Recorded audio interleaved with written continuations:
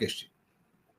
हाँ, धन्यवाद दिनेश जी। देखिए, कल रात दोपहर की इस घटना के बाद जब शाम तक सूचनाएं पूरी आई हैं, तब से कम मेरी तो नींद उड़ी हुई है। और मुझे लगता है कि इस नए साल की ये सबसे दुर्दांत, सबसे दिल दहलाने वाली घटना है। आतंकवाद का एक नया चेहरा है। हम इसके पहले पहलगाम से पहले पुलवामा को भुगत चुके हैं। और उस पुलवामा के बाद ही इस देश में जो कुछ हमारी सरकारों ने किया, सर्जिकल स्ट्राइक की और तमाम अपने तरीके से जवाब दिया, और ये सुनिश्चित करने की कोशिश की थी कि अब जम्मू कश्मीर शांति की घाटी बन गई है। यहाँ पर आतंकवाद रुक गया है, थम गया है। इतनी बड़ी संख्या में आतंकवादियों को हमारी सेना ने, अर्धसैनिक बलों ने मारा है। बावजूद इसके कल पहलगाम में एक रिसोर्ट में ये हमला होता है, और ऐसे रिसोर्ट में होता है जिसकी बाउंड्री 7 फुट ऊंची है, जिसका दरवाजा 5 फुट का है। और वहां सैकड़ों लोग, सैकड़ों पर्यटक बड़ी तादाद में अपनी मौज मस्ती के लिए, इंजॉय करने के लिए आते हैं। अब ऐसी भीड़ भरी जगह पर आप देखें कि आतंकवादी आते हैं, सशस्त्र आतंकवादी आते हैं, लोगों को चेतावनियां देते हैं, नाम पूछते हैं और उनकी हत्या करके लौट जाते हैं। जाहिर है कि इस भीड़ भरे स्थान पर, इस टूरिज्म का जो सबसे पीक सीजन है, इसमें सुरक्षा के इंतजाम वहां पर नहीं थे। अगर होते, अर्धसैनिक बल होता, जब राज्य की पुलिस होती, तो ये वारदात हो नहीं सकती थी। और होती भी तो उससे एनकाउंटर होता, मुठभेड़ होती, कहीं तो लगता। लेकिन मुझे लगता है कि हमारी जो केंद्र सरकार के अधीन जो व्यवस्था है इस क्षेत्र में सुरक्षा की, वो बहुत ढुलमुल रही, और इसकी वजह से ये इतना जघन्य हत्याकांड हो गया, जिसने कि पूरे देश को स्तब्ध किया है, पूरी दुनिया को स्तब्ध किया है। अब सवाल ये है कि इस ऐसी घटनाओं की जिम्मेदारी किसके सिर डाली जाए।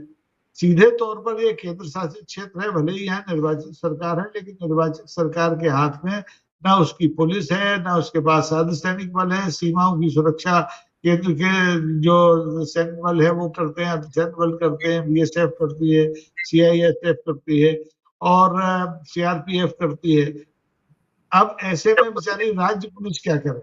तो सीधा सीधा जिम्मेदारी आती है केंद्र की, और केंद्र के अधीन ये जो गृह मंत्रालय है उसके प्रमुख होते हैं माननीय अमित शाह साहब, हमारे के गृह मंत्री, जो लगातार संसद में भी सीना ठोक कर ये कह रहे थे कि अब राज्य में बिल्कुल शांति है, कोई आतंकवाद नहीं है, और पिछली सरकारों की तुलना में ज्यादा तादाद में आतंकवादियों को मारा गया है। अब सवाल सीधा सा है कि अगर आपने सर्जिकल स्ट्राइक के बाद आतंकवादियों के अड्डे सीमा पार जाकर समाप्त कर दिए थे, तो ये नए आतंकवादी कैसे पैदा हो गए। और हो भी गए तो फिर ये आप सीमा पार करके आपके अंदर घुस कैसे आए, प्रवेश कैसे कर गए। और आपको मालूम था कि जिस पहलगाम में पिछले सीजन में, पर्यटन के सीजन में, गर्मी के सीजन में 25 लाख से ज्यादा लोगों ने पर्यटन किया था, तो वहां आपने ऐतिहासिक तौर पर प्रबंध क्यों नहीं किए। अब देखिए, सबके होश फाख्ता हैं। इस घटना के बाद विदेश गए हमारे माननीय प्रधानमंत्री भी लौट के आ गए हैं, और विमान में वो बैठ करके स्थिति की समीक्षा कर रहे हैं। बेहतर होता कि वो उसी विमान को जो देश में दूसरे हवाई अड्डे पर टिका है, सीधा श्रीनगर उतारते, वहां बैठकर खुद स्थिति की समीक्षा करते, और जैसा जवाब उन्होंने पुलवामा के समय दिया था, उससे हट के और उससे ज्यादा तेज जवाब देना चाहिए था। मैं अभी इस घटना के बाद कई चैनलों पर देख रहा हूँ, सेना के एक बहुत वरिष्ठ अधिकारी है मंजूनाथ, उनका कहना है कि ये मामला आतंकवाद का अब है ही नहीं, ये सरकार और सरकारों के बीच का और सेना के बीच का मामला है। इसलिए सरकार को ठीक उसी तरह से निपटना चाहिए जैसे कि सेना का इस्तेमाल करके इसको हल मतलब जवाब दिया जा सकता है। आपके पास 15 लाख से ज्यादा सेना है, वो क्या सिर्फ 15 अगस्त की, 26 जनवरी की परेड करने के लिए है। उनका कहना है कि इजराइल जब गाजा को फुटबॉल का मैदान बना सकता है, रूस यूक्रेन को अगर जवाब दे सकता है, तो भारत जैसा देश अपनी सेना को क्या तमाशा देखने के लिए रखा हुआ है। क्या वो ऐसे ही अपनी जनता को मरवाता रहेगा आतंकवाद के नाम पर।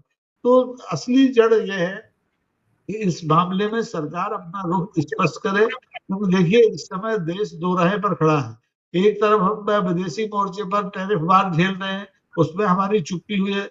दूसरी तरफ आतंकवाद हम लगातार झेल रहे हैं। आप देखिए कि मणिपुर 2-2.5 साल से लगातार चल रहा है, वहां राष्ट्रपति शासन लगा हुआ है। आपने जम्मू कश्मीर के 3 टुकड़े कर दिए, यहाँ भी एक तरह से राष्ट्रपति शासन है, भले ही निर्वाचित सरकार हो। आप हमारा बंगाल जो है वहां पर लगातार राष्ट्रपति शासन लगाने की स्थितियां बना रहे हैं। वहां भी जिम्मेवारी आपकी है। सीमा पार से बांग्लादेशी आके अगर मुर्शिदाबाद और मालदा में आगजनी करते हैं, हत्याएं करते हैं, तो जिम्मेदार राज्य सरकार कैसे हो जाती है? यही स्थिति है। जम्मू कश्मीर की इस ताजा घटना के बाद सरकार की विश्वसनीयता पर बहुत बड़ा प्रश्न चिन्ह लग गया है। और अगर आने वाले 24 घंटे में, 26 घंटे में हम भारत की सरकार कोई इसका प्रत्युत्तर सही नहीं देती है, तो आप ये बात कर चलिए कि ये आतंकवाद की घटनाएं लगातार बढ़ेंगी और हम एक बार फिर से उस दौर में पहुंच जाएंगे जिस दौर के लिए आज की सरकार नेहरू को और इंदिरा गांधी को दोषी ठहराती रही है। भारत की सरकार, आपको याद होगा, भारत सरकार हमारे जो 10 साल से देश में है, वो ये कहती रही है कि संविधान का अनुच्छेद 370 नहीं होता तो कश्मीर के हालात नहीं होते। तो आपने 2019 में 370 भी हटा दिया, आपने राज्य के टुकड़े भी कर दिए। इसके बावजूद समस्या जस की तस है, जस की तस ही नहीं है बल्कि और उग्र हो गई है। तो ऐसे में जनता जाए कहाँ, किसके ऊपर दोषारोपण करें? जवाहरलाल नेहरू, इंदिरा गांधी और राजीव गांधी इसके लिए जिम्मेदार नहीं है? 11 साल से आप सत्ता में हैं, आप इसके लिए जवाबदेह हैं। और आपको संसद में भी इसका जवाब देना चाहिए, सड़क पर भी देना चाहिए, और दुनिया को भी बताना चाहिए कि आप कितनी उत्तरदायी सरकार हैं। आप आतंकवाद से लड़ सकते हैं या नहीं लड़ सकते। तो मजे की बात तो यह है कि आतंकवाद के इस मुद्दे पर अमेरिका और रूस आपके पीछे खड़ा है। फिर आपको डर काहेगा? किस बात के लिए आप किसका इंतजार कर रहे हैं? किसका सिग्नल चाहिए आपको कार्रवाई का? जी।